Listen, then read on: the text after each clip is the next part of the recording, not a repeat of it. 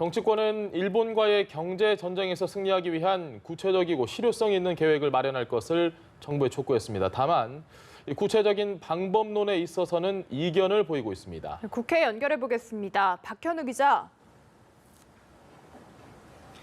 네, 민주당은 우선 일본과의 경제 전쟁이 발발한 지 한 달이 지난 지금 우리 정부가 큰 틀에서의 대응 방향은 잡았다고 평가했습니다. 그러면서도 현재로서는 구체적이고 실질적인 이행 계획이 조금 부족한 측면이 있다면서 나라에 명운이 걸렸다는 각오로 임해줄 것을 당부했습니다. 이해찬 대표는 최고위 회의에서 일본의 경제 침략으로 시작된 난국은 해결이 매우 어려울 것이라며 이럴 때일수록 목표를 명확히 하고 로드맵을 만들어 과감하고 냉철한 선택과 집중 전략을 마련해야 한다고 강조했습니다. 민주당 내에선 일본 여행 금지 구역 확대 등을 검토해야 한다는 목소리도 나왔습니다. 일본 경제침략대책특위 위원장인 최재성 의원은 오늘 오전 라디오 인터뷰에서 일본 경제 보복과 관련해 비경제적인 분야 등 여러 분야의 대응 방안을 살펴보고 있다면서 도쿄를 포함해 여행 금지 구역을 확대하는 방안을 검토해야 한다고 말했습니다. 한국당은 오늘 일본 수출 규제로 피해를 입고 있는 현장을 둘러보고 관계자들로부터 애로사항을 듣기 위해 경기도 시흥에서 현장 최고위원회를 진행했습니다.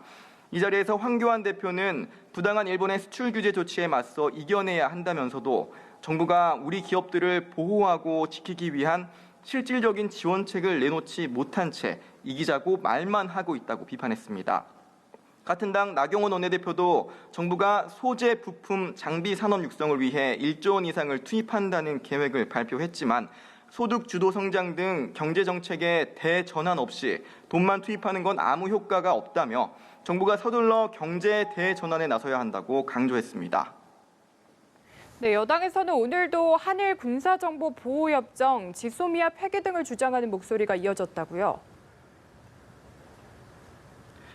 네, 민주당 서른 최고위원은 오늘 최고위 회의에서 일본이 안보 파트너로서 우리나라를 불신하고 부정하고 있기 때문에 지소미아를 파기해야 한다고 주장했습니다. 설 최고위원은 그러면서 일본의 패전일 그러니까 광복절인 오늘 15일에 일본 측에 파기 통지서를 보내 우리 국민들의 뜻과 경고의 의미를 전달해야 한다고 덧붙였는데요. 반면 바른미래당 손학규 대표는 지소미아 파기와 관련해 동북아 안보 위기 속에서 한미일 우방 관계가 흔들려선 안 되고 우리나라만 고립돼선 안 된다고 지적했습니다. 그러면서 지소미아 파기에 대해 신중한 자세가 필요하다며 외교적 노력을 통해 일본과 함께 해결책을 모색할 것을 주문했습니다. 한편 지소미아 파기 문제는 국회에서 열리고 있는 국방위 전체 회의에서도 언급이 됐는데요. 정경두 국방장관은 파기 여론과 관련해 지소미아는 그 자체의 효용성보다도 여러 가지 안보와 관련된 동맹국 간의 관계가 복합적으로 얽혀 있어서 정부도 매우 신중하게 검토를 하고 있다고 밝혔습니다.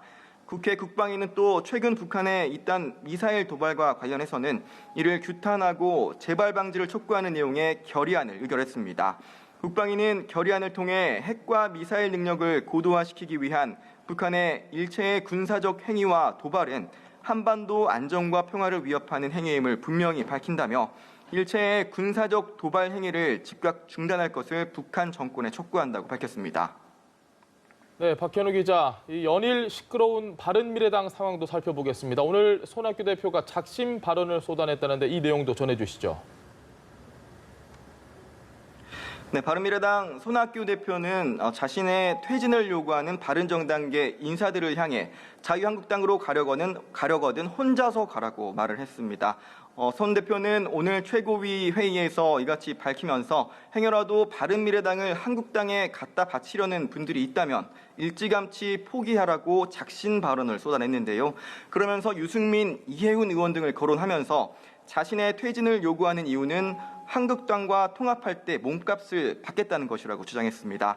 이에 대해 유승민 의원은 손 대표 발언 2시간 만에 보도자료를 내고 손 대표가 허위 사실로 자신을 비난한 것에 대해 깊은 유감을 표하며 사과를 요구한다고 반박했습니다.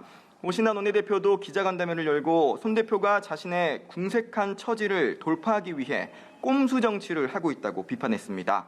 이런 가운데 극심한 내홍으로 분당 위기에 놓인 민주평화당도 오늘 오후 끝장 토론을 열고 갈등 봉합을 시도합니다.